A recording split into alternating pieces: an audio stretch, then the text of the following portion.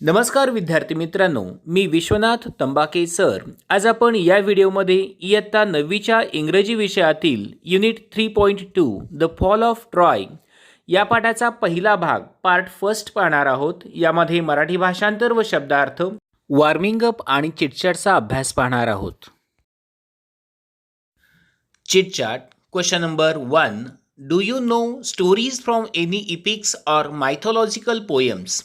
Answer: Yes, I know the story from the epics or mythological poems like Mahabharata. Next question: who is your favorite mythological character and what do you like about that character? Answer: Karna is my favorite character in Mahabharata. I like his generosity and his bravery. His true friendship was also admirable and rare. Next question: who is your favorite warrior? Answer: Arjuna is my favorite warrior. Next, if you could visit a place in the ancient world or the mythological world, which place would you choose? Which event would you like to see? Answer: I would choose Ajanta Ellora caves. I would like to see various caves sculptures and paintings in Ajanta and Ellora caves. Next chitchat question, building story यांची उत्तरं पुढेच दिलेली आहेत. आपण त्यांचे वाचन करूयात. 1. Once there was a wise sadhu or sage. 2. Who lived in a cave in the jungle. Next, he ate fruits in the jungle. Next, he went to take a bath in the lake nearby. 5. There he saw a monkey and a young man. 6. He was remembered his early childhood. And the last one, that is why he became a sage or sadhu. या पाठात Troy किंवा Liam या प्रसिद्ध व प्राचीन व्यापारी शहरांच्या ऱ्हासाची कथा सांगितलेली आहे. ही कथा ग्रीक लेखक होमर यांनी लिहिलेल्या लियाड या कवितेतून घेतलेली आहे. चला तर मित्रांनो, आता द फॉल ऑफ ट्रॉय याचे पहिला भाग आणि त्याचा मराठीत अर्थ पाहूयात. फॉल ऑफ ट्रॉय म्हणजेच ट्रॉय या शहराचे पतन. The Iliad is the story of Ilium or Troy. Iliad ही इलियम किंवा ट्रॉयची कथा आहे. Troy, a rich trading city in Asia Minor near the narrow sea that leads from the Aegean to the Black Sea. Asia मायनरमध्ये एजियनपासून काळ्या समुद्राकडे जाणाऱ्या अरुंद समुद्राजवळ म्हणजेच सामुद्रधुनीजवळ ट्राय हे अतिशय समृद्ध आणि व्यापारी शहर वसलेले होते. It was well situated both of commerce and agriculture. In front of the city was the sea over which sailed the ships of Troy carrying goods and grains. व्यापार आणि शेती या दोन्हीसाठी हे अतिशय उत्तम प्रकारे वसलेले हे शहर होते. माल आणि धान्य वाहून नेणारी ट्रॉयची जहाजे याच समुद्रातून जात असत आणि तो समुद्र या शहरासमोरच आहे. At the back rose the high peak of mount Ida from which flowed many rivers and streams. The valleys among the hills were well watered and fertile, with corn growing in fertile fields and cattle feeding on the rich grass of the meadows, while sheep fed on the slopes of the hills. या ट्रॉयच्या मागील बाजूला mount इडा नावाचे उंच शिखर आहे. या पर्वतातून अनेक नद्या, झरे वाहतात. टेकड्यातील दऱ्यातून भरपूर पाणी आहे. या सुपीक आहेत. सुपीक जमिनीतून धान्यांचे पीक नियमित निघत असे आणि कुरणातील सकस गवतावर गुरे पोसली जात असत. त्याचबरोबर टेकड्यांच्या उतारावर मेंढ्या चरल्या जात असत. Next, round their city the Trojans had built a strong wall so that no enemy should attack them from the sea. समुद्रावरून येऊन शत्रूंनी हल्ला करू नये यासाठी ट्रोजन लोकांनी नगराभोवती भक्कम अशी भिंत बांधली होती. The wall was so broad that people could stand and sit and walk on it. ती भिंत इतकी रुंद म्हणजेच जाड होती की लोक त्याच्यावर उभे राहू शकत असत, बसू शकत आणि चालूही शकत असे. The great gates stood open and people could go to the seashore outside and come in as they pleased.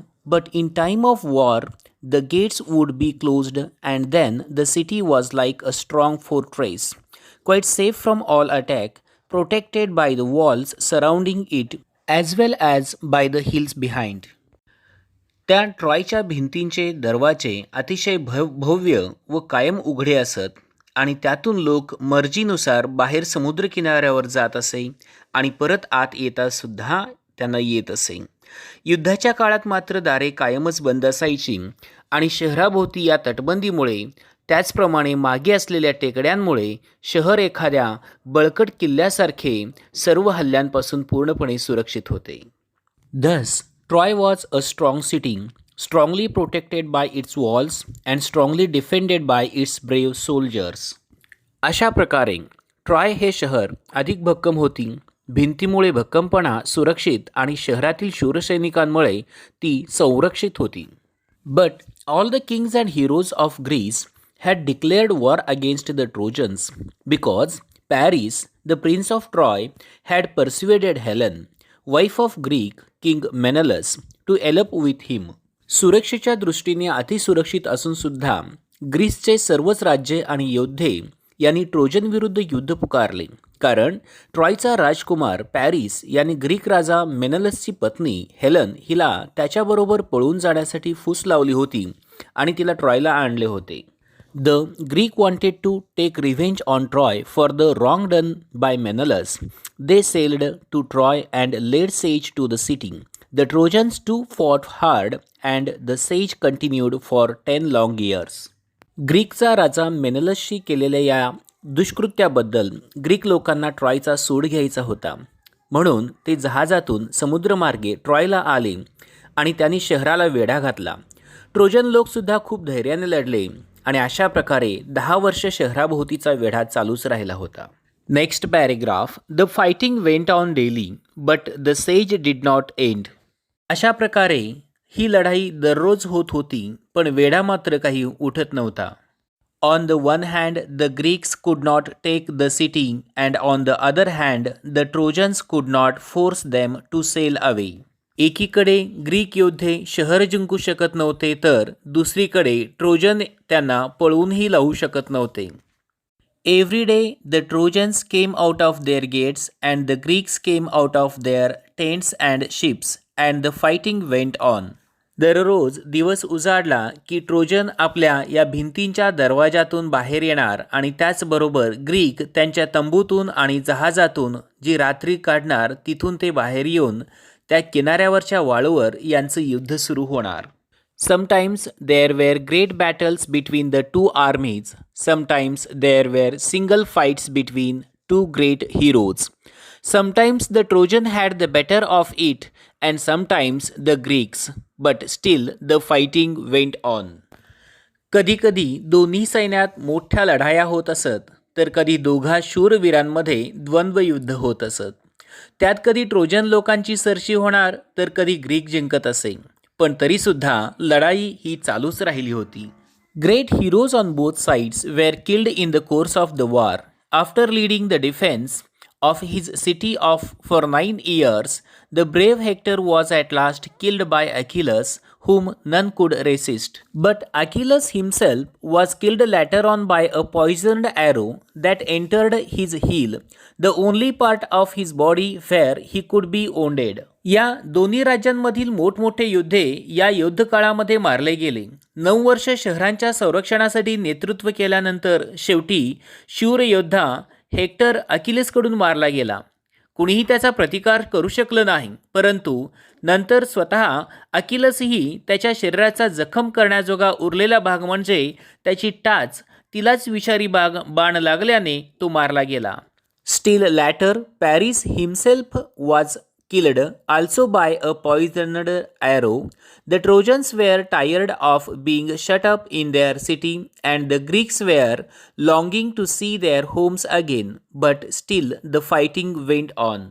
त्यानंतरही पुन्हा स्वतः पॅरिसही विषारी बाणाने मारला गेला.